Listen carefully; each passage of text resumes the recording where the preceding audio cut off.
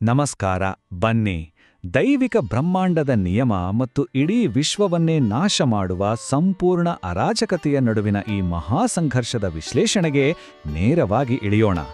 ಇದು ಕೇವಲ ಒಂದು ಪುರಾತನ ಕಥೆಯಲ್ಲ, ಬದಲಾಗಿ ಧರ್ಮ ಮತ್ತು ಅಧರ್ಮದ ನಡುವಿನ ಒಂದು ರೋಚಕ ಮಹಾಕಾವ್ಯ. ಇದರ ಆಳವಾದ ಹಿನ್ನೆಲೆಯನ್ನು ನಾವು ಇಂದು ಒಟ್ಟಾಗಿ ಅರ್ಥ ಮಾಡಿಕೊಳ್ಳಲಿದ್ದೇವೆ. ನಾನು ಯಜ್ಞದ ಆಹುತಿ ನೀಡಿ ವಿಧಿಗಳನ್ನು ಮುಗಿಸೋಷ್ಟರಲ್ಲಿ ನನ್ನ ಯಜ್ಞಕುಂಡದ ಮೇಲೆ ಮಾಂಸ ಮತ್ತು ರಕ್ತ ಬೀಳುತ್ತದೆ. ಒಂದ್ಸಲ ಯೋಚನೆ ಮಾಡಿ, ಇದು ಕಥೆಯ ತೀವ್ರತೆಯನ್ನು ಎಷ್ಟು ಅದ್ಭುತವಾಗಿ ವಿವರಿಸುತ್ತೆ ಅಲ್ವಾ? ಪವಿತ್ರ ಋಷಿ ವಿಶ್ವಾಮಿತ್ರರು ಅತ್ಯಂತ ಶ್ರದ್ಧೆಯಿಂದ ಮಾಡ್ತಿದ್ದ ಯಜ್ಞಗಳು ಕಣ್ಗೆ ಕಾಣೋದ ರಕ್ತಪಿಪಾಸು ಶಕ್ತಿಗಳಿಂದ ಕ್ಷಣಾರ್ಧದಲ್ಲಿ ಅಪವಿತ್ರಗೊಳ್ಳುತ್ತಿದ್ದವು. ದೈನಿಕ ಶಕ್ತಿಗಳನ್ನೇ ಮೀರಿಸುವಂತಹ ದುಷ್ಟಶಕ್ತಿಗಳು ಆ ಕಾಲದಲ್ಲಿ ಎಷ್ಟು ಪ್ರಬಲವಾಗಿದ್ವು ಅನ್ನೋದಕ್ಕೆ ಇದೊಂದು ಸ್ಪಷ್ಟ ನಿದರ್ಶನ. ಹಾಗಾದ್ರೆ ಈ ಧರ್ಮ ಅಂದ್ರೆ ನಿಖರವಾಗಿ ಏನು? ಸರಳವಾಗಿ ಹೇಳಬೇಕಂತ ಎಂದ್ರೆ ಇದು ಸದ್ಗುಣ, ಕರ್ತವ್ಯ ಮತ್ತು ದೈವಿಕ ಬ್ರಹ್ಮಾಂಡದ ನಿಯಮಗಳ ಒಂದು ಸಮೂಹ. ಜಗತ್ತಿನ 2ನೇ ಯುಗದಲ್ಲಿ ಈ ದೈವಿಕ ನಿಯಮವು ಹೇಗೆ ವೇಗವಾಗಿ ಕ್ಷೀಣಿಸ್ತಿದೆ ಅನ್ನೋದನ್ನ ನಾವು ಗಮನಿಸಬೇಕು. ಮನುಷ್ಯರು ನಿಸ್ವಾರ್ಥ ದಾನ ಮಾಡುವುದನ್ನು ನಿಲ್ಲಿಸಿದ್ದಾರೆ. ಹಾಗೆಯೇ ಮೋಸ, ವಂಚನೆಗಳು ಎಲ್ಲೆಡೆ ಹೆಚ್ಚಾಗಿವೆ. ಒಟ್ಟಾರೆಯಾಗಿ ಹೇಳುವುದಾದ್ರೆ ಧರ್ಮವು ನಶಿಸುತ್ತಿದೆ.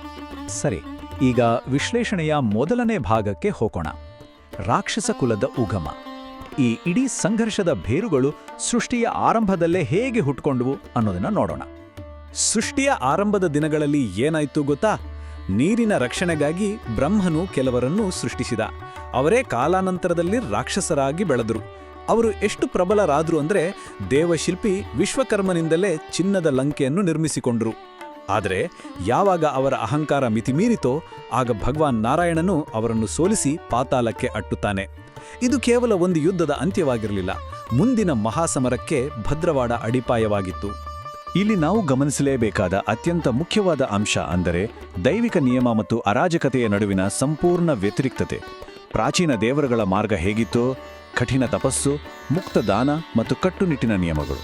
ಆದರೆ ರಾಕ್ಷಸರ ಮಾರ್ಗ ಕೇವಲ ವಂಚನೆ, ಮಾಟಮಂತ್ರ, ರಕ್ತಪಾತ ಮತ್ತು ತಮಗೆ ಬೇಕಾದಾಗ ರೂಪವನ್ನು ಬದಲಿಸುವ ಕುತಂತ್ರ. ಇದೊಂದು ನೇರವಾದ ಯುದ್ಧವಾಗಿರಲಿಲ್ಲ, ಸಂಪೂರ್ಣ ಮೋಸದ ಜಾಲವಾಗಿತ್ತು. ಈಗ ಕಥೆಯ ಅತ್ಯಂತ ರೋಚಕ ಘಟ್ಟ 2ನೇ ಭಾಗಕ್ಕೆ ಬರೋಣ.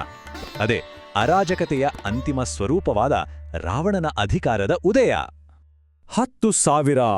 ಹೌದು, ಇದು ಕೇವಲ ಒಂದು ಅಂಕಿಯಲ್ಲ, ರಾವಣನ ಭೀಕರವಾದ ಸಮರ್ಪಣೆ ಮತ್ತು ಹಠದ ಪ್ರತೀಕ.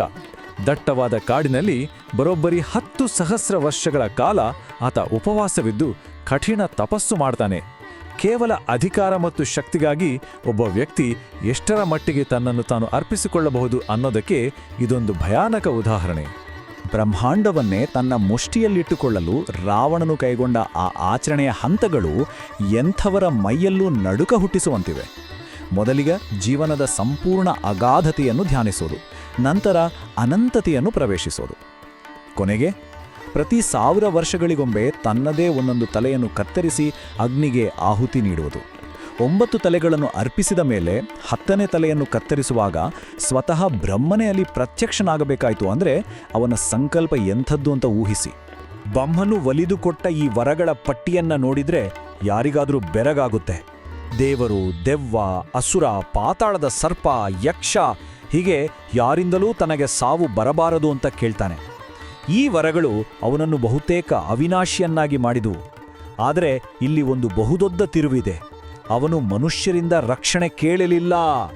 ಮನುಷ್ಯರು ಅತ್ಯಂತ ದುರ್ಬಲರು, ಅವರಿಂದ ತನಗೆ ಯಾವ ಅಪಾಯವೂ ಇಲ್ಲ ಎಂಬ ಆ ಅತಿಯಾದ ಅಹಂಕಾರವೇ ಮುಂದೆ ಅವನ ಪಾಲಿಗೆ ಮರಣ ಶಾಸನವಾಯಿತು. ಇದೇ ಸಮಯದಲ್ಲಿ ಬ್ರಹ್ಮಾಂಡದ ಒಂದು ದೊಡ್ಡ ವಿಪರ್ಯಾಸವೂ ನಡೆಯುತ್ತೆ. ರಾವಣನ ದೈತ್ಯ ಸಹೋದರ ಕುಂಭಕರ್ಣನಿಗೆ ಒಂದು ಮಾಂತ್ರಿಕ ಮೋಸವಾಗುತ್ತೆ. ಜಗತ್ತನ್ನು ಸಂಪೂರ್ಣ ನಾಶದಿಂದ ಪಾರು ಮಾಡುವುದಕ್ಕಾಗಿ ದೈವಿಕ ಶಕ್ತಿಗಳು ನಾಲಿಗೆಯ ಮೇಲೆ ಸರಸ್ವತಿಯನ್ನು ಕೂರಿಸಿ ಅವನು ವರದ ಬದಲಿಗೆ ನಿದ್ರೆಯನ್ನು ಕೇಳುವಂತೆ ಮಾಡುತ್ತವೆ. ಇದರಿಂದಾಗಿ ಆತ ತನ್ನ ಜೀವನದ ಬಹುಪಾಲು ಅಂದರೆ ಬರೋಬ್ಬರಿ 6 ತಿಂಗಳು ನಿದ್ರೆಯಲ್ಲೇ ಕಳೆಯುವಂತಾಯಿತು. ಬನ್ನಿ, ಈಗ 3ನೇ ಭಾಗ. ಈ ಅಗಾಧವಾದ ಶಕ್ತಿಯನ್ನು ಪಡೆದ ರಾವಣನಿಂದ ಬ್ರಹ್ಮಾಂಡವನ್ನು ಅರಾಜಕತೆ ಹೇಗೆ ಕ್ಷಿಪ್ರವಾಗಿ ಆವರಿಸಿತು ಅನ್ನೋದನ್ನು ನೋಡೋಣ. ಅಧಿಕಾರದ ದಾಹಕ್ಕೆ ಸ್ವಂತ ಕುಟುಂಬ, ಅಣ್ಣ, ತಮ್ಮ ಅನ್ನೋ ಯಾವ ಸಂಬಂಧನೂ ಇರೋದಿಲ್ಲ ಅಲ್ವಾ? ರಾವಣನು ತನ್ನ ಸ್ವಂತ ಮಲ ಸಹೋದರನಾದ ಕುಬೇರನನ್ನೇ ಕ್ರೂರವಾಗಿ ಕೆಳಗಿಳಿಸುತ್ತಾನೆ.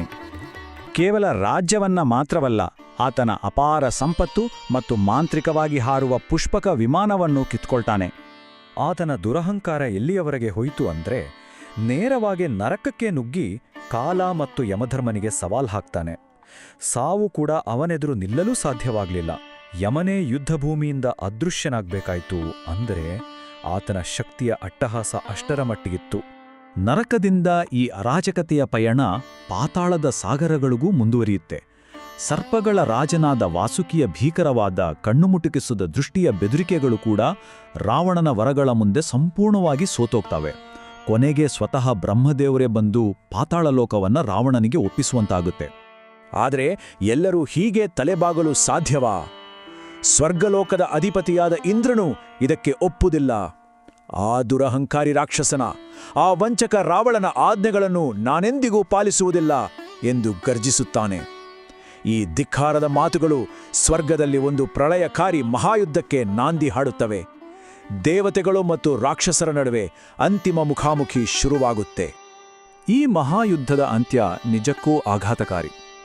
ರಾವಣನ ಮಗ ಇಂದ್ರಜಿತ್ತು ತನ್ನ ಕರಾಳ ಮಾಟಮಂತ್ರ, ಭ್ರಮೆ ಮತ್ತು ಸಂಪೂರ್ಣ ಕತ್ತಲೆಯನ್ನು ಬಳಸಿ ಪ್ರಬಲನಾದ ಇಂದ್ರನನ್ನೇ ಸೆರೆಹಿಡಿಯುತ್ತಾನೆ.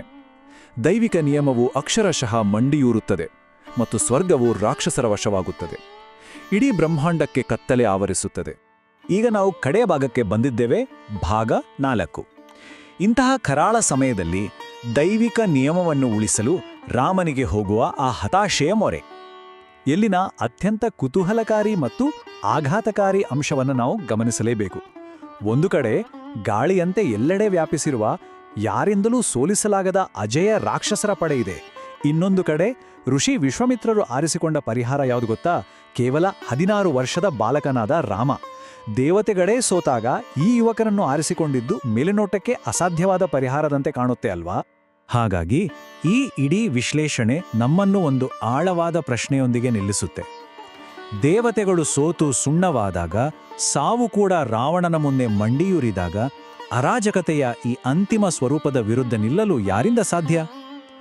ಇಡೀ ಬ್ರಹ್ಮಾಂಡವನ್ನೇ ವಶಪಡಿಸಿಕೊಂಡ ಆ ರಾಕ್ಷಸನ ಮುಂದೆ ಕೇವಲ 16 ವರ್ಷದ ಬಾಲಕ ಈ ಸಮತೋಲನವನ್ನು ಪುನಃಸ್ಥಾಪಿಸಲು ಹೇಗೆ ಸಾಧ್ಯ?